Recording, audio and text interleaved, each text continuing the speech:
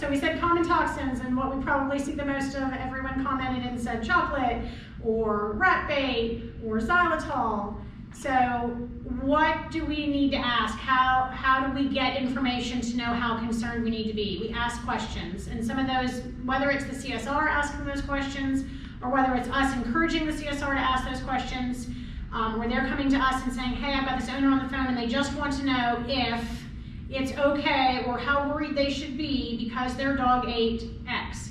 In order to answer their question, they need to be able to answer some of ours, and we have to provide them with the tools. So what did the pet consume, how long ago, timeline, when, and how much? And then I didn't put it on here, but how much is a direct correlation to the size of the pet. So I realize not everyone walks around knowing their dog is 23.4 pounds, but you should be able to have a quick ballpark of like, he's a lab, he's a big lab, he's at least 60 pounds, versus, oh, he's the tiniest Chihuahua ever, he weighs 3.9, whatever. So having an approximate size, so if we can ask those questions, what did he consume? Can you read the label to me? Can you read the active ingredient? Or can you read the drug name, spell the drug name to me? Because a lot of times I had an owner last night who commented something about this specific, well, it's just a birth control, it's just a birth control. Okay, but there's a plethora, so I have to know, and I'm not familiar with all birth controls, so spell it for me, let me know what it actually is so we can get the right information to you and possibly save you a trip to the ER.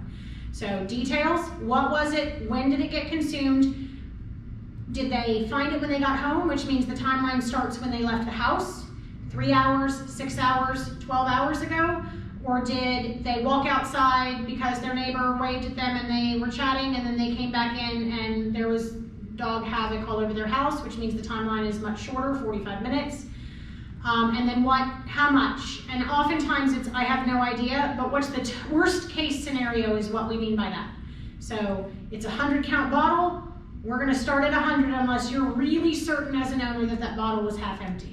So we start with worst case scenarios because what we don't want is to assume a best case scenario and then not treat accordingly, and then we're having to make horrible decisions 72 hours later because we assumed the best and found out the worst. So always assume the worst and hope for the best.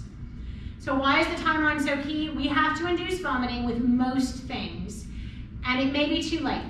So knowing when the pet consumed it and giving the proper information to the owner on the phone or the owner in the lobby makes them more confident about what we're doing, because not everything is going to work with inducing vomiting.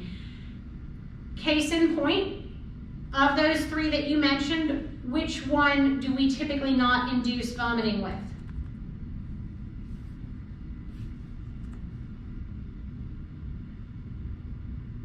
Nobody? Maybe it was a loaded question. We can and often do induce vomiting because we never know, it's always that wild card of how much did they actually consume and could there possibly still be some in there.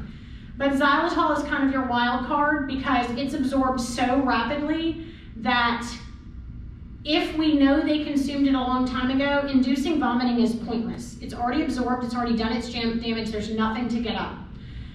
If they ingested it within the last 45 minutes and it was a large volume, yeah, let's induce it and make sure there's not additional being absorbed, absolutely.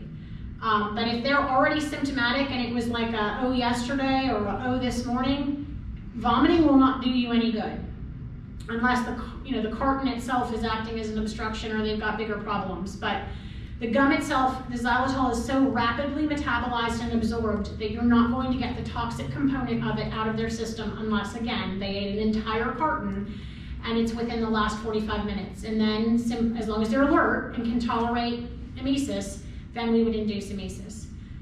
So timeline is key, know when, know how long ago, and of course how much.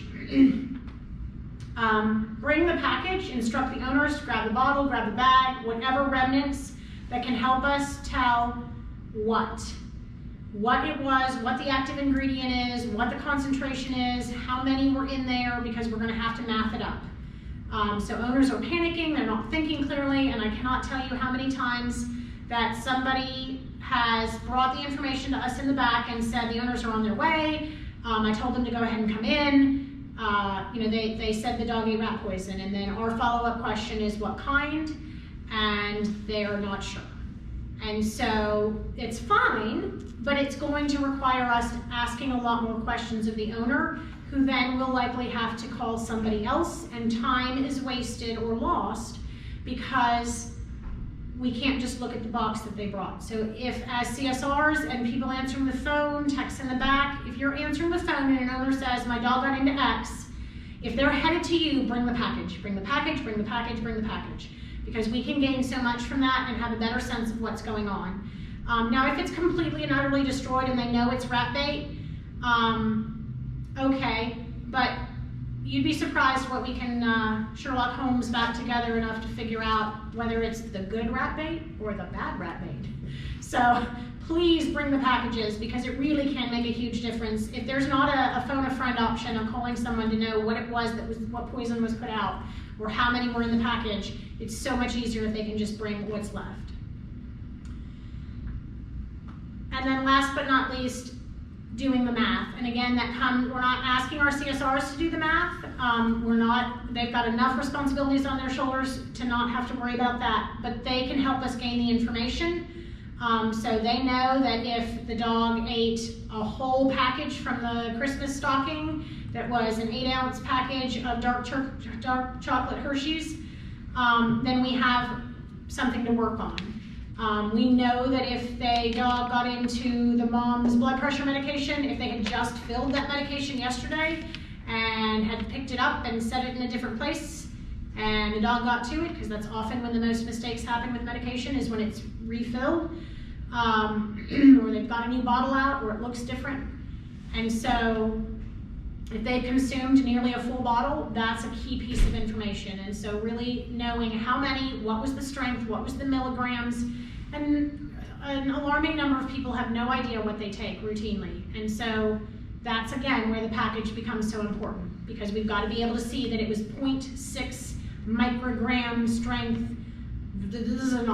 whatever it is. We have to be able to look it up and know how much they got, because many drugs can be mild at low doses, and so they may just have some GI, may just have some anxiety, may have some racing heart, 24 hours of dilution with fluids, and we're good. Others have a very narrow margin of okay versus oh crap. So we have to know what those labels say so we can make sure that our pets are safe and what is the proper role to follow. And that is why and where we can involve poison control, whether you're answering in the back, whether CSRs are answering up front. This is a huge benefit to us. There is a cost associated with it. The side benefit of that allows us, it is kind of unfortunate, but it is a bit of a help to us, because it simply allows us to recognize whether or not their financial situation is going to allow them for further treatment in the hospital. And so if they can alleviate a trip to the hospital by calling Poison Control may say, hey, your 110-pound German Shepherd that ate those 3 Hershey Kisses is going to be absolutely fine and you will probably never notice. Versus your 16-pound mildly obese Chihuahua that consumed, 7 dark chocolate Hershey Kisses, probably needs to come in. It could get definitely into some GI symptoms, but worse, it could have some hepato uptake and have some liver compromise. So it's definitely a good idea to involve poison control. Again, it gives them a case number to start with. What happens is they call, they give them all the information as the owner. They can be driving here on the way or have somebody else driving them while they're handling the phone call. But they can go ahead and initiate a case number. They'll be given that by poison control. And then when they arrive, that needs to go in their record and needs to be presented to the triage nurse, and we need to be made aware of that, because then we can call it a different phone number, go directly to that doctor with that case number and say, okay, now that he's arrived, he actually weighs this amount, confirmed this history of this number of consumed, we're already seeing these symptoms, and they'll give us a blow-by-blow, case-by-case, what we need to do specific to that patient. And again, it saves time. So please encourage owners to do that. So we're going to talk about 5 common toxins. I was going to do 6, but I just ran out of time. Sorry, I worked a little late last night with everyone being sick. Everyone's pitching in. Great job. Thank you. Several people were going to try to be in this class, and they ended up working on the floor. So chocolate, we're going to talk about that first. We're going to go into rat bait. We're going to talk about gum, but we know that the killer in gum is xylitol. We're going to talk briefly about mole and snail bait, and then we're going to talk about sago palms. And I'd like to do several more toxin talks because I really like toxicology, and we can add on to this. So you guys just text me or email me with specific ones that you see that you want to talk more about. So chocolate.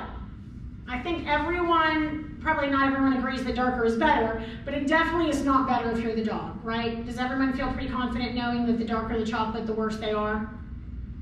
Have you guys heard that?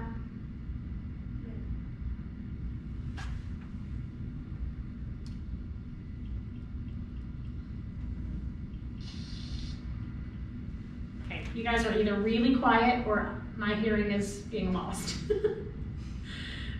So yeah, darker is very bad. So it has a higher level of theobromine. Theobromine is actually the active ingredient, the toxic ingredient. And so along with caffeine, they can wreak havoc on the system. Theobromine does something to the liver. Caffeine does all the things that caffeine does. It causes excitation, can elevate the heart rate, can make them very anxious or agitated, can speed up their GI and cause GI symptoms, some diarrhea. Generally speaking, milk chocolate is pretty benign, and when it's like a blondie brownie that has like chocolate chip cookies, if they're made with milk or semi-sweet chocolate, they'd have to consume a fair number of them to get into trouble. However, if you're talking about bittersweet baker's chocolate and you had a 1 ounce bar sitting on the counter and it fell and the dog snagged it, you're in much bigger hurt. The more bitter the chocolate, so cooking chocolate, baker's chocolate, there's some different names for it, but the more bitter the chocolate, the higher the level of theobromine and the more damage it can do to the liver. So I just thought this was cute because they give you a chocolate calculator with like, how many pieces can this size dog eat? So again, it's very size related. If you're talking milk chocolate and you're little bitty, it doesn't take much. If you're a big kid, you can consume a fair bit before you're really going to see major issues. So a couple more across the internet. You can find lots of, in fact, if you go to conferences, they have the awesome chocolate toxicity wheel where you can spin the wheel of toxicology and get either this weight and this type chocolate, then you have this much to be worried about and you're in this symptom range. So those are pretty fun for us nerdy folks. So the top one in purple gives you the dog's weight in pounds and tells you how many ounces of the various, whether it's milk or chocolate chips, which are typically semi-sweet, versus unsweetened chocolate. That many ounces is going to contain that much theobromine. So it would take 4 ounces of milk chocolate versus half an ounce of unsweetened to provide 200 milligrams of theobromine, which is enough to be toxic to a 5-pound dog. So that's the way you would interpret the purple scale. And then on the bottom, you've got your lethal dose is anywhere from 320 to 600 milligrams of theobromine in a cat, in a 4-kg cat, so approximately 8.5 pound, 8.8, and then going all the way up. And I'm sorry, I don't know how to get rid of this little 13 of 21 slides. It won't go away. But it goes all the way up to a 20 kg dog, so 5, 10, and 20 kg dog. Those are the numbers you're doing for milk chocolate, dark chocolate, and then I believe this is a European scale, so it calls it cooking chocolate, but here in the stateside I've heard most people call it baker's chocolate. But again, that's your darker, hot, more bitter, higher content of theobromine. So be cautious and aware of those, and that's what we're asking owners. How much did they consume? What kind was it? How long ago? So lovely pictures of what we do in the back. So what do we do when we take them to treatment? If less than 3 hours, again, this is up to doctor's interpretation. If it was a huge volume, if it was 6 hours ago, we may still induce vomiting. Generally speaking, if they are extremely symptomatic and it has been a timeline of greater than 3 hours, vomiting will not do that much good. Again, it's volume specific, so if they have not ingested very much and they're already symptomatic, it's already moved through, been absorbed, and it's doing its damage. If they ate a crap ton, it is still in their stomach and we could potentially remove more of the contaminant. So that's going to be doctor case based, patient based. Typically charcoal is going to be given once we're done with the vomiting. I love these two pictures because you've got the boxer who's like, that just fits the animated, I'm all waggly all over the place, I stopped long enough to projectily cascade chocolate water everywhere, versus the ancient yellow lab who's like, I'm sorry I ate it, but it was really good. Like, of course it's a lab, and still doing it at 8 or 9 or 10 years old just makes me smile. He definitely looks remorseful, but he was like, yeah, I'd do it again, it was good. So we would induce vomiting, we'd give charcoal, we'd try to do outpatient whenever possible, but if they consumed a fair amount, you may be anticipating up to a 72-hour hospital stay. Fluids is always your friend with toxins. There's very, very few situations where fluids are not going to benefit you. So the common phrase is dilution is the solution to pollution, which means you have to dilute it in their bloodstream to get rid of that pollutant, that toxin. So dilution is solution. If you hear us say that on the floor, well, that means we're getting IV catheters and fluid boluses started.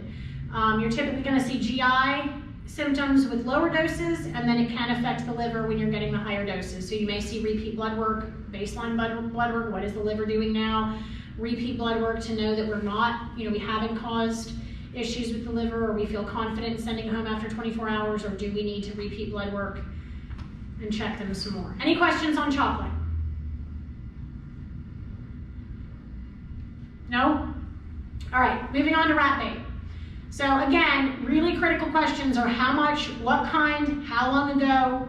Sometimes the how long ago is tricky because I feel like with chocolate, we typically know that they got into it. With rat bait, it's 50-50. We either know immediately because we see evidence and either the dog is already vomiting up the green stuff, they saw them physically chewing on the block or the bait, or they're pooping green. Pooping green is one of your worst, scariest because it's clearly had time to make it through the whole GI tract, be absorbed, and they should have other symptoms. So it absolutely can be deadly. Its job is to kill. So it doesn't really care whether you're a rat or a dog. In fact, it doesn't care if you're a cat that's eating a dead rat. It doesn't care if you're a dog that's eating a dead rat that has consumed rat bait. It will work just as well. So catching it early is the key. Treating it quickly, that gives you the best outcome. Do you guys know the two primary kinds?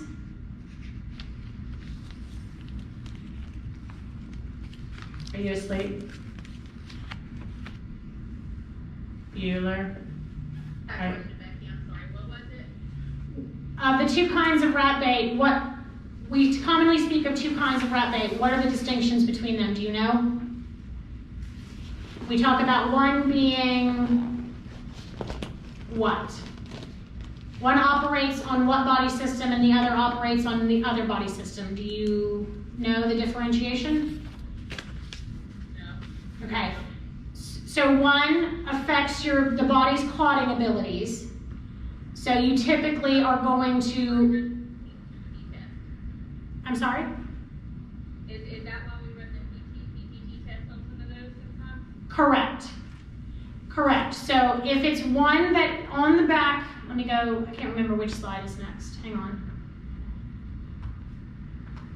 So one is going to be warfarin based and one is considered a non-warfarin based. And there are several names, and I booger the pronunciation, but like a brumdiphasione, diaphasinone, there's a bunch of different, I know I've boogered those, I apologize to all my science geeks out there, but if it is a warfarin based, if it says on the packaging, again, why it's so important that we can see the package, or that the owners have read the package and feel confident. One is a fairly treatable, especially when caught early, very treatable when caught early. One is a touch and go, very frustrating, not really reversible, unless we get to them very, very early. So warfarin based means you can treat it with vitamin K. It might say Coumadin, it might say warfarin on the packaging, but it will say, in case of emergency, contact your doctor, let them know, treatment antidote is vitamin K. And so it basically inhibits your vitamin K. That's why we give a typically 28-day treatment of vitamin K. But before we can do that, well, depending, timeline again, right? So if they saw it happen, we're doing great, right? because we induce, we give charcoal, and then we hopefully don't have to worry that much. We can give some fluids back because we had so much come up with vomit, and if we feel confident that we cleared that stomach, we're done. Send them home on preventative vitamin K just in case, we're good to go. You don't want to risk bleeding, you should be safe.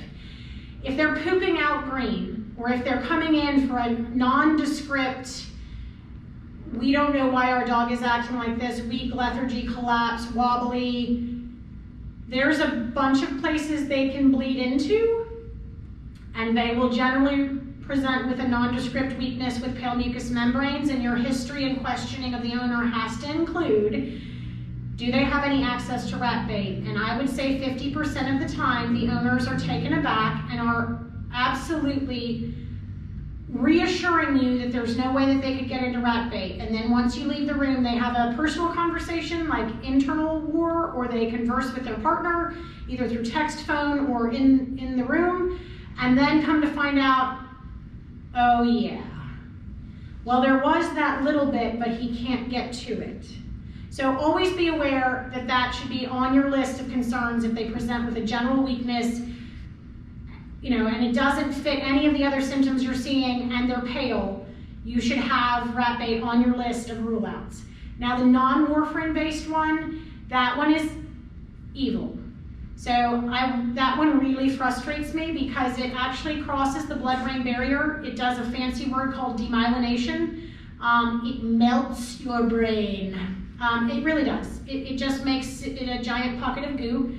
And it doesn't allow the synapses to happen, it doesn't allow function to happen, and you start to get into seizure-like activity. So depending on how much was consumed, again, dilution is solution. If we can dilute them fast enough, if we can make them vomit, if we know that they ate it, and they come in with a history of he just ate it 45 minutes ago, you have a pretty darn good outcome. We still recommend fluid and diuresing anything that might have gotten into their system. But if they consumed it 48 hours ago, or this morning, or they're symptomatic, and we don't know, but it is a possibility they got into it, and you've ruled out other things, it's not a good situation. You have, I don't know the percentages, I'm sorry, I couldn't find stats, but it's not great. It is fixable if you catch it early, but once you've gone to like full seizures, you may not come out of that. It depends on whether or not owners are willing to try propofol CRIs, but it's a pretty grave scenario when you get to that point. So vitamin K, love it, still can do some serious damage, still can be deadly, still can require long hospitalization and high expense, but it's fixable. When you get to the non-warfarin based, all the money in the world will not fix what damage has been done. So timing is key, make them vomit, gotta love that green vomit. Nothing really is quite as beautiful as green rat bait vomit, especially since you know you're fixing it. The more they puke up, the less they have to absorb. Charcoal, once they're done puking, once they're not nauseous, we can give some charcoal, as long as they're stable and swallowing. If they're already symptomatic, again, it's doctor based on how much they've consumed and what the timeline is. Sometimes you'll give charcoal when you haven't done vomiting because it's been long enough that vomiting won't help you, but you just want to absorb any residual. If you're already symptomatic, you can get into the pretty cost high quickly. You might be looking at transfusions, you might be looking at thoraco or pericardio abdominocenteses, which is where you're tapping blood off of those body parts, body cavities, potentially auto-transfusing it. It's going to require repeat lab work, especially if it's the, if you're doing PTs and PTTs, if you're doing PCVs. You may be looking at hospitalization for multiple days. Again, if you're wanting to move forward on the non-warfarin based, you're looking at seizure watches with a potentially loss of consciousness or lower level of consciousness patient that might require full sedation on a propofol CRI with the hopes that you can wean them off. But it's going to be a pretty high level of care if they have consumed a large amount and we didn't catch it early. Any questions on that? Going with no. All right, so gum. I think everyone feels pretty confident that xylitol is the meanie when it comes to gum. Xylitol is like a favorite of the human food consumers world now. It's in everything. So just randomly pick up some of the products in your house and check out what else has xylitol. You'll find it in most of your toothpastes, especially any of your like kind of kitschy toothpastes. I mean, I don't really know what else to call them, but they're just, they look fancier, they're all, you know, more natural, or their hype is that they're more natural. Xylitol is in a lot of things. So be cautious. Sometimes it can be in over-the-counter medications. So if you're dosing something for your pet that you were told to get over the counter, please check to make sure that it is not a syrup that is sweetened with xylitol, because it is not a friendly compounding drug when it comes to dogs. So the biggest thing, and I'm sorry I didn't get more pictures or more fun for the xylitol, but the biggest thing that xylitol is going to do is affect the liver. It does not give you a lot, it affects your gluconeogenesis, and so you typically present with really low blood glucose. We may induce vomiting if you have consumed a large volume like we talked about earlier. We almost never give charcoal because the absorption is so rapid that they're already symptomatic, and charcoal will not do you any good. In some cases, vomiting will not do you any good. So we're treating what we see. If the liver gets involved, you've got a much graver prognosis. If we're just treating the 24 hours or 48 hours of hypoglycemia and rebounding, then you can go home a happy, healthy pet. But if you are in critical shape with your liver, it can be touch and go. Xylitol can do some pretty nasty damage. I'm sorry I don't have more slides on xylitol. Any questions on xylitol? Anything you've seen that you want to talk about?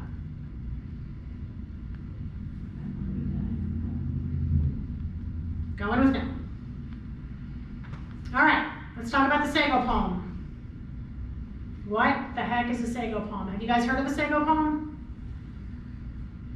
Okay, so sago palm, what the heck is it? Sago palm is a tropical plant, semi-tropical. It's really popular for plantings in our area or a little bit south of us, so it hits on several folks in this area. It can be a potted frond, like, oh, we just had people come greenscape our house and our new patio, and they put all these giant pots in with these lovely ferny, frondy things. They kind of grow like a pineapple plant. They're interesting. They've got this beautiful ball root that grows halfway above the ground. So the frustration of these is that most people should know that dogs love to dig in dirt, most dogs. And who doesn't love a ball? I mean, if I'm gonna dig in the dirt, I would love to have a ball and digging in dirt. And that's basically what the sago palm offers. It's this big, lovely, beautiful ball and fresh dirt. So when they're first put in, they can bite them at any time, but when they're first put in, they seem to be most desirable because something about fresh smell of dirt and digging is encouraged to dogs. So oftentimes what you see, unlike rat bait, unlike chocolate, where you're looking at these huge volumes of consumption, you're looking at a dog that spent 15 minutes chewing on a giant ball of root, probably didn't get anything off the root, they just licked the plant juices that came out of it. This thing is unbelievably scary. So the seeds and leaves contain a highly toxic glycoprotein, which most people should recognize as ricin. Kind of scary. So cycasin is what they call the main toxin. Again, basically you're going to induce vomiting. If they're already symptomatic, again, this is doctor case, patient specific. Typically when we're symptomatic, the damage is already done. So inducing vomiting may not be what we get a chance to do, but we absolutely want to get hospitalization and fluids going really quickly. Even with really aggressive treatment, 50% survival rate. So if you're a dog lover, become a plant enthusiast and either get plastic plants or know what's safe and know what isn't. because sago palms are so tempting and they're so fun and they have that fun little ball on them. And if you have a big lab or a boxer or I love to dig in my yard, and I just thought I would, whoops, and as soon as it has a pretty shallow roots, as you can imagine, since half of it is above the ground, it has little feeder roots. It doesn't take much to dig it up, and then it's just this fun little like topsy-turvy, roll it around, it just moves and it rolls back and it bounces back up. And it just seems like a dog toy. So it's very deadly. Be cautious, be aware. It's a pretty potent liver toxin, and you basically do supportive care based on what symptoms you're seeing. It causes some severe GI. You can see complications with melena, but it's still only about a 50% survival rate, even with aggressive treatment. So timing is key. If you catch it early, you'll probably be okay. Really early, like minimal absorption, maximum treatment, you'll probably be okay. But we still recommend hospitalization and monitoring because those toxins can continue to damage. So mole and snail bait, I could do an entire presentation on. So I went back and forth with, do I not add it to this lecture? We only have about 6-7 minutes left. I'd like some time to ask some questions and answer questions. But mole bait and snail bait, thankfully, I think there's enough awareness of it now that we don't see the same issues. It typically happens more in the summer because, of course, that's when you're seeing people spring and summer. People are treating the snails, trying to get rid of moles in their yard, out and about on their properties, wanting to have a pretty yard. The nasty beast is the zinc phosphide. So any type of pest control that contains zinc phosphide causes a reaction with the stomach juices in a dog's intestines. So has anyone seen or dealt with this, heard about it, understand anything about it?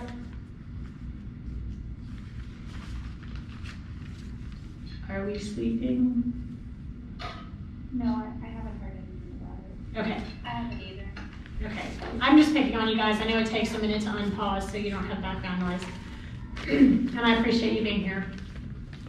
So the funky thing about mole and snail bait is all these other things we say, bring them right in, let's induce vomiting.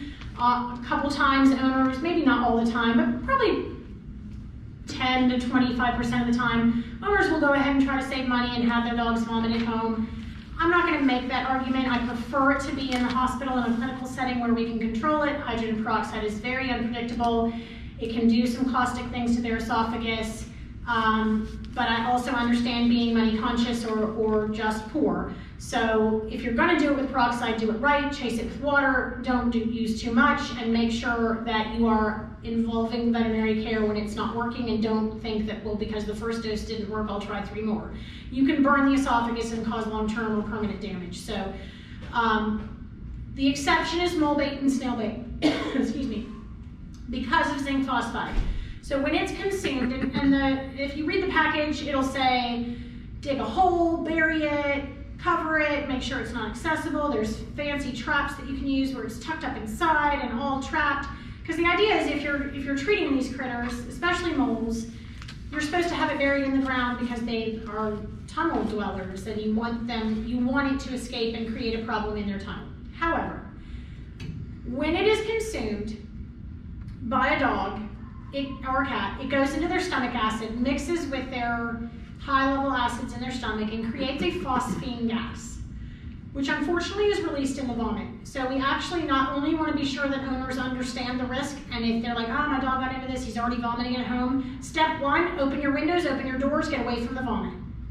It can, just breathing the gas from this can cause you instant nausea and headache and like a weakness or a dizziness.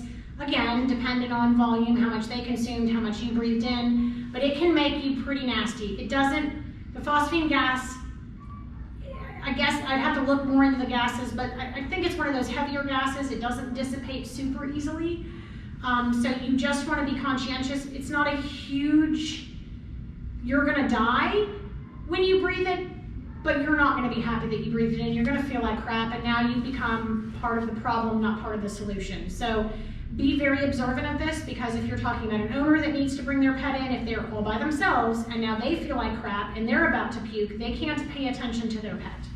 So if they've already induced vomiting and they call you and say, you got into this, I've already given them peroxide, go outside right now. Take it. Back in the day, we would say, are you on a portable phone? Now everybody's on a portable phone. Go outside. Take your dog outside. Make the vomiting happen outside right now. It's raining, I don't care, go outside. You don't want to breathe the gas from the vomit. Now we can talk. As soon as your dog's done vomiting, if you're driving him here, leave the windows open to your car, have somebody help you. Do not breathe the gas from that dog's vomit. It can make you acutely sick in the car. You don't want to be contained in the same space with that gas. There was actually an incident where somebody was unaware, and actually several somebodies, because we'll talk about that in just a minute, but there was a situation more locally where somebody induced vomiting in a clinical situation, and they actually had to call the fire department and evacuate the hospital because it caused several people to be just queasy, and then they were more aware and more nervous, and they didn't understand the risk. And so, you know, they just, to be safe, they called in fire department, cleared the building, ran the fans, got rid of any gas. But just, that's why it's so important that we're aware of the situation, we know what's happening, and we know what's going on. So if the owner comes in and they're willing to seek treatment, then we in hospital have to make sure that we're taking the proper precautions. And typically, if we're going to induce vomiting, we need to make sure we're inducing vomiting outside with this one. Because you don't want, even though we have a big hospital, even though we have a huge ER treatment area, you don't want to contain that gas in a closed situation. You want it to be outside where you have a breeze. If they accidentally vomit in your clinic, have a fan, turn it on, blow the air, make people step away from that space.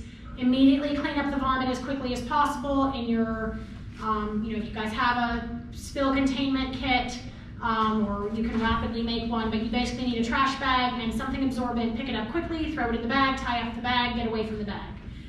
Because you don't want to smell any of that inhaled gas off of that. And then, you know, if somebody's dealing with that mess, have somebody rapidly take the pet outside to finish vomiting, because that really can be the kicker of that one. And once you get it up, you have really less of a problem. I think we're gonna run out of time on talking about exactly how to treat it and everything else we need to do with it. But that was my big, again, I can do a full lecture on that if you guys wanted to talk about it, but I wanted to make sure people were aware of the non-vomiting factor. You do need to get the toxin up, but you want to be aware of what happens when it's out of their system. It's still emitting that gas.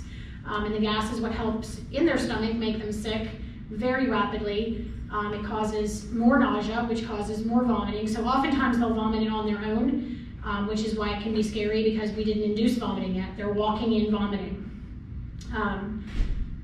So just make sure you guys are taking a little cheat sheet notebook in your pocket, or shoot me a text when you guys see a toxin you haven't seen before. Again, I could do a bunch of classes on common toxins, because there's there's weed, there's blood pressure medication, there's methamphetamines, there's you know, brownies versus pot brownies, there's CBD oil, which has some therapeutic ranges, and then there's the oh no, there's cats and Tylenol.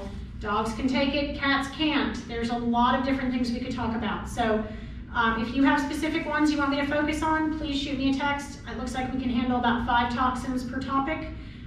So shoot me some that we can focus on for next time, okay guys? I have a quick question. Yes. Would these scenarios play out the same between cats and dogs for these toxins we talked about today?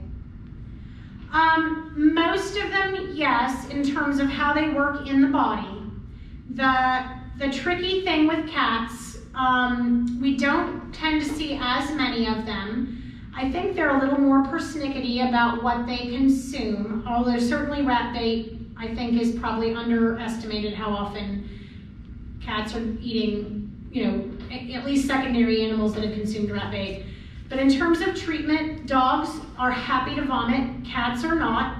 Cats do not respond the same way to the drugs that we have. There's not really great drugs on the market that are automatic vomit inducers for cats. There's some different tricks to getting it to work, but typically we skip that part of it. And we are typically moving on to IV catheter fluids, flushing, diuresing, dilution is solution. We would still recommend blood work and rechecking labs. And we would absolutely, want them to be asymptomatic before we sent them home. So yes, but not so much with the vomiting, because the cats vomit all the time for everything except when they ingest a toxin, and then it's like they clamp down and they won't puke it back up. It's just the miracle of cats. And they literally, if you've ever been a cat enthusiast, you know that they just randomly hack up something on your carpet or your bed or your pillow. Like it could, and not to make light of that, but often it's just because they, over-groomed themselves, or they're not actually suffering a huge problem unless they continue to vomit. But it seems rare that you can get them to vomit on demand when you need them to because they've eaten something horrendous. I feel like we could talk about lily toxicity, and you could almost do a extrapolation on how much more success we would have with lily toxicity if we could actually get them to vomit, because that would be a key player in getting the toxin out of their system. But so many times we can't get them to vomit, or we can't get the toxin out, so the most we can hope for is diluting it. There's just not great ways of inducing emesis in cats. They tend to do the opposite of what you want them to do. So maybe we should make cats vomit by giving them a fresh, new, expensive pillow, because that seems to be what makes them vomit. But when you provide a drug for them, they don't tend to react that way. It has a more sedating effect, which is bad when you want vomit. There's a couple tricks, but there's not great. It's going to be Dr. K's patient based, but there's just not a consistent way to make a cat vomit. So. Good questions though, good, I'm glad you asked that. We do tend to predominate toxin talks towards dogs, but cats are absolutely need to be recognized and need to be treated. They just tend to be, I think, a little more picky about what they consume, but then also, not on everything, but there's not too many cats out there, and if there are, they probably have their own blog, that decide that they're gonna go consume a 3-pound bag of Christmas chocolate followed by a couple socks in the backyard. And I'll never forget the time we had about a 7-month-old lab come in with 2 very remorseful looking teenage daughters, where the dad was just resigned to his fate of having to spend his evening paying for his daughter's new dog. And they knew it had gotten into chocolate, the girls had put it in the wrong place, something. So we induced vomiting, up came the chocolate, and a bonus, a tube sock. So I tried to explain to Dad that it was actually a good thing, because the chocolate kind of saved him of foreign body surgery, but also they should probably be more attentive to their socks and start a foreign body slush fund for the dog, because sometimes those guys are repeat offenders. But we should definitely start a blog of pictures that we see of things that we've made them vomit up. We've had some fun ones, for sure. Any other questions? Nope, that's all. Awesome. Well, you guys come up with a couple toxins you'd like me to talk about next time. And again, I appreciate your participation and attendance and giving up an hour of your evening. Thank you. Thank you. Okay. Bye, guys. Bye.